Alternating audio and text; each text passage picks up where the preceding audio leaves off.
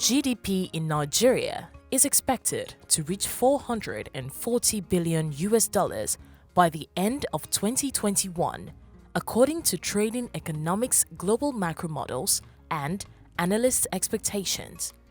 In the long term, the Nigeria GDP is projected to trend around 450 billion US dollars in 2023, according to our econometric models.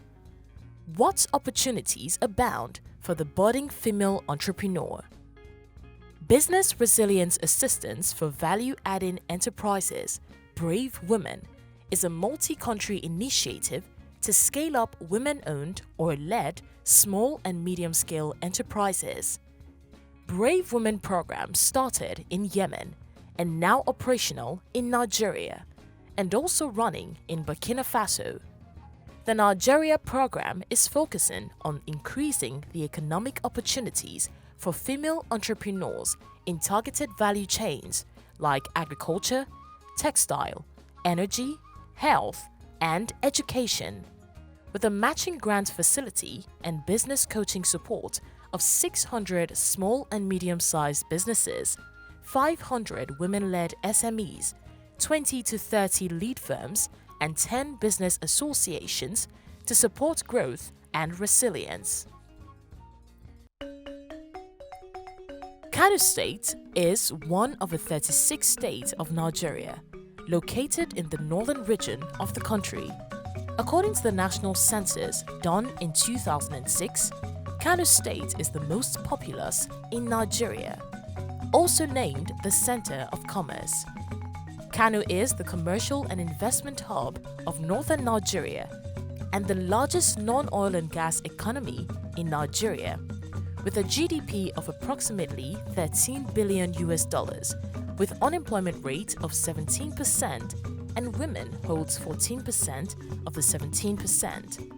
Sayada, Aisha, Mariam, Fatima, and Habiba share their ordeals before Brave Women coming to Kano and their joy with the presence of brave women.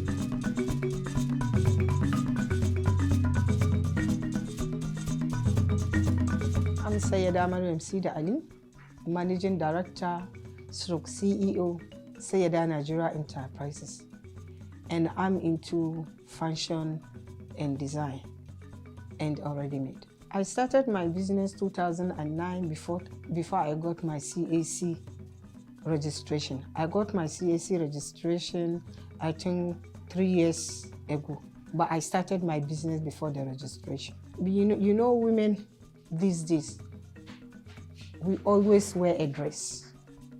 And sometimes when you take your dress to a tailor, it's hardly you get it in time. That's why I decided to go and learn how to sew. The goals I have in mind is to help people to achieve their goals and to help myself and others. And I have so many customers because I know how to sew, so I've been getting customers all the time. That's why I decided to join that business. We have those people that are better than me because they have so many machines, so many different design machines where I don't have it. But moreover, I used to get my own customers, but they are better than me, in fact. I've achieved a lot in my company. I have achieved a lot because I have trained so many people. It's also an achiever. And my challenges is because of so many machines that I don't have, that modern machines and others. I don't have those ones, so that's the challenges, because if I get them, I know everything will be okay. I heard about Brave Women in radio station, TV. I applied because they said they want to help women alone in their business. Example, with the small scales. What I would say to Brave Women, I will only pray for them because they have brought an achievement to us. Because they want to help with the small scales. So I only pray that God will let them go up.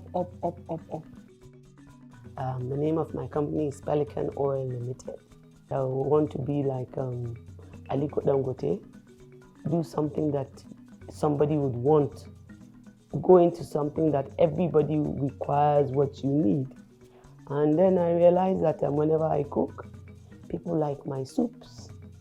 And the secret to my soups were because they were made with palm oil.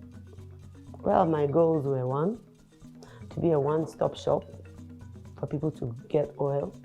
I wanted people to get pure, unadulterated, organic oil, healthy eating. I do groundnut, soybean, palm oil, coconut oil, as well as palm kernel oil.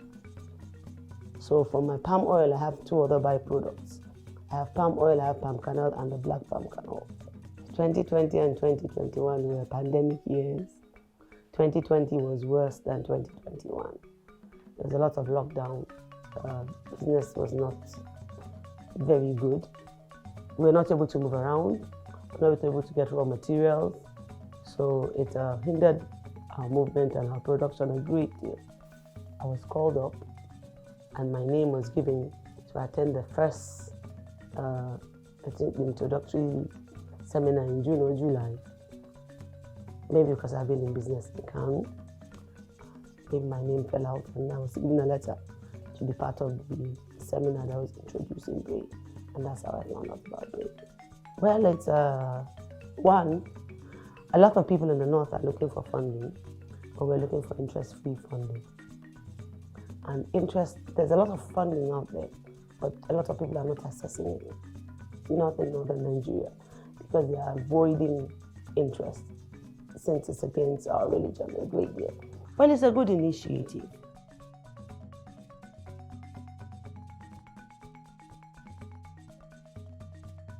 My name is Fatima Abakar Abdullahi. I'm a caterer. The name of my organization is AMNIF Interior and Wedding Decoration. AMNIF Restaurant and Catering Services. I started my business 2006. I registered my business 2009.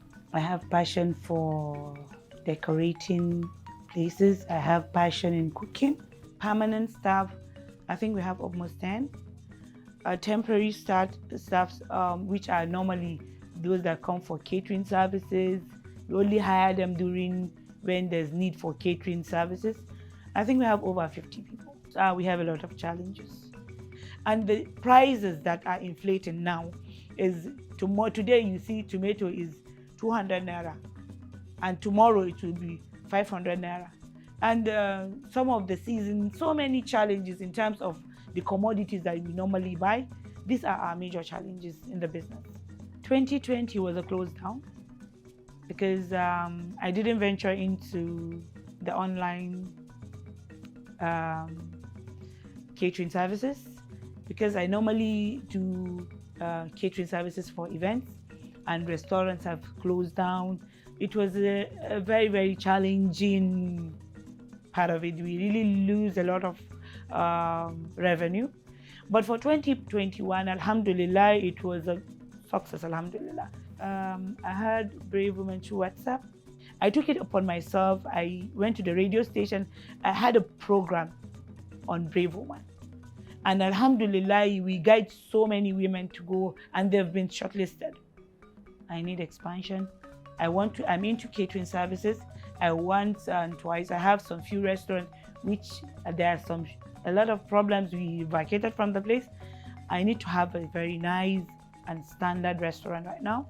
And these are the things that really motivated me, because I want to expand my business. These are some of the things that makes me register with Brave Women. The project team are so wonderful. Our consultant is superb. With this knowledge that we have gotten, if we put it inside our business, I think we are going to, it's a lot of achievement, to be sincere, because I think this is what I'm supposed to do, and this is what I'm going to do, inshallah. I am one of the directors of Mina Foster's Global Ventures. We are a company that specializes in manufacturing and production of tiger nut into powdered drink form. For the past 10 years, we've been into this business, but the business became formalized 1st July 2019. I think the first motivation was the passion I have for business.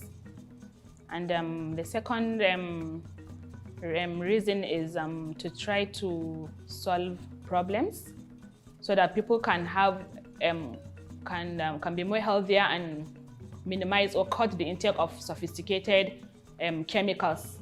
So far, we have 7 staff. 5 of them are women and 2 are men. I think since I have the passion of doing the business, and a lot of people are patronizing us, like the product because it's healthier and it's natural. So I decided to venture into the business formally. We have the challenge of raw materials because there is a specific species of raw material to be used in the production of the tiger nut. We have, staff issues. We have a lot of challenges.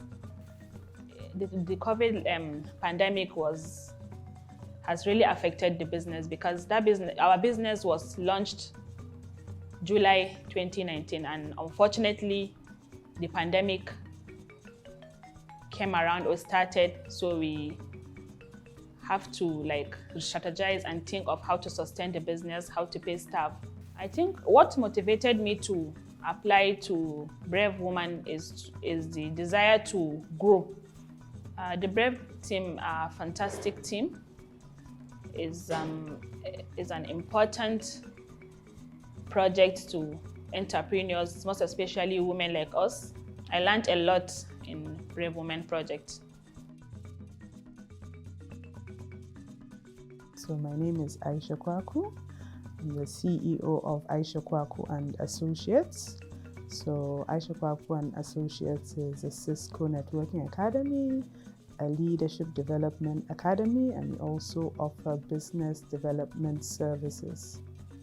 So our core focus is actually on ICT trainings. So, we registered way back in 2013, but we didn't start full operations till 2017. That was when we started our first class. Before then, we were doing mostly charity free trainings for students from government schools. Okay, so we have about 10, both permanent staff as well as part-time staff. I have quite a few part-time staff. A lot of our facilitators come in part-time because I'm always looking for the best hands, and you can't really keep the best hands permanently always. So I have a pool of instructors that always come in and take different specializations.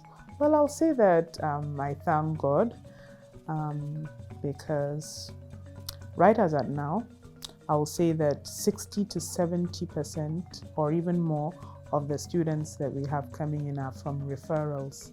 So I term that a great success. If people are the ones going out to go and do the marketing for me, I think we're definitely doing something right.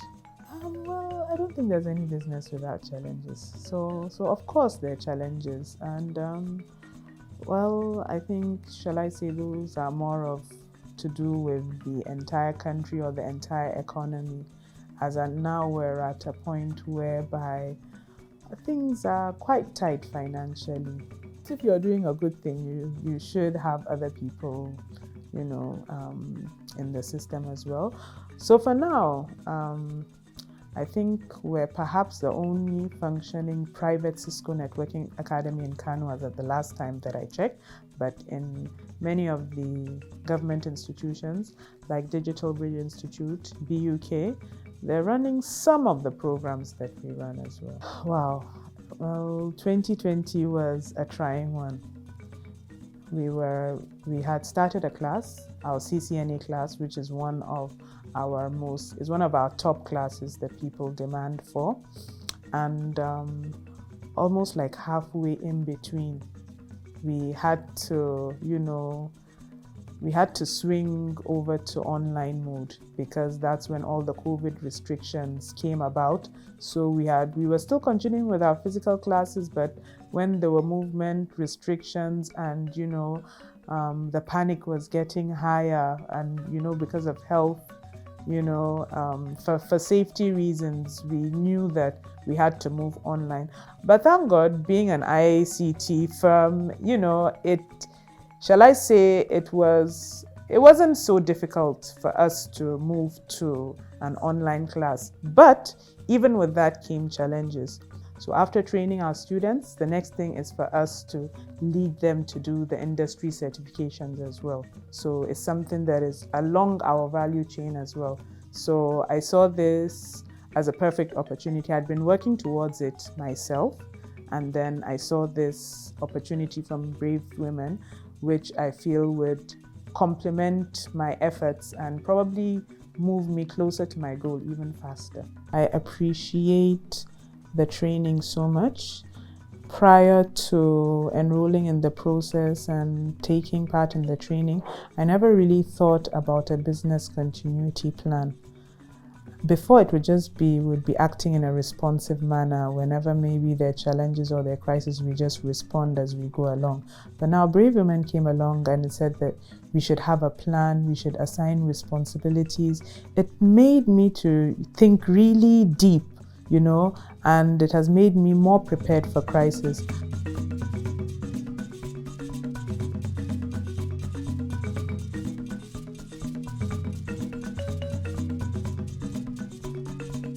You would recall that Bank of Industry, being the oldest development finance institution in Nigeria, has the mandate of transforming Nigerian industrial sector by providing financial support and business support services. So by doing this, we provide finance to enterprises, and we expect them to acquire technology or items of equipment to improve their businesses, and then they repay the loan over a certain number of years. So with the coming of Brave, Brave has the component of the training, which is the business continuity training, and then the matching grant component. So that has really come in timely for the bank, because the bank has been evolving over the years, and it has been looking into how to support female promoted businesses, and that is why it has a dedicated desk for gender business, which is operating out of Lagos. But for us at the state office, we also entertain gender requests. However, it's just for additional information, you should know that we have a specialized gender desk operating out of Lagos. So the activities of Brave would really complement the effort of BOI in providing financial intervention in the sector. So while that of BOI is a loan, that of Brave is a matching grant. My expectation would be that once Brave takes off in Kano and gets access to these enterprises, they would be imparted with the entrepreneurial knowledge which has always been lacking over the years, which we've observed. So apart from the knowledge, we would also expect that Brave would improve the skill set of these women, because you find or you come across women undertaking different kinds of businesses but lack basic accounting, basic bookkeeping skills. So with the coming of Brave, the expectation is that these skills would be imparted to these beneficiaries. So for those that do not qualify for the matching grant, at least they would have a very good takeaway of having the skills, new set of skills to encounter, to address challenges which they may encounter during the course of their businesses.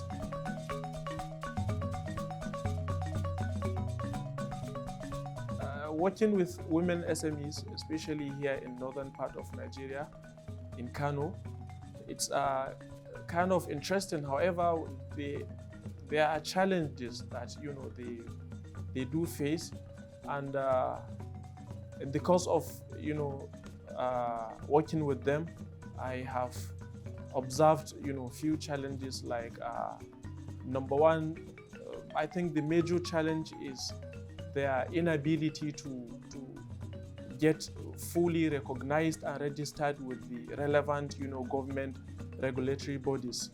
So, and projects like this will not work with any entity that is not legally recognized by the government. So that's one of the key challenges women SMEs have here in Kano State. And lastly, challenge, we cannot run away from it. That is the social and the social and cultural beliefs here. So it is believed here in northern Nigeria that women are not equal to men. So it's not everything that men can do, women too can get involved. So there is always a limit to where women-led or owned businesses can reach. So that's also a challenge here they face. So in a nutshell, I believe the Brave Women Project is highly accepted here in Kano State, and this project will have so many impacts here in Kano State. The most important one is the economic development. When people are supported, to enhance, to add value to their businesses, there will always be room for job creation. So once people, and also apart from that, the COVID-19 made so many people to lose their jobs. So with this kind of support, people will now have back their jobs. With this grant facility and a strong coaching support, the beneficiaries of the Brave initiative will be able to establish their various businesses and thrive in their fields. After 6 months, Brave Women Nigeria will revisit these beneficiaries to see how the financial and capacity building support has impacted their businesses. Brave Women Nigeria is funded by the Women Entrepreneurs Finance Initiative and is implemented by the Islamic Development Bank and the ICD, with the Bank of Industry as a local executing agency.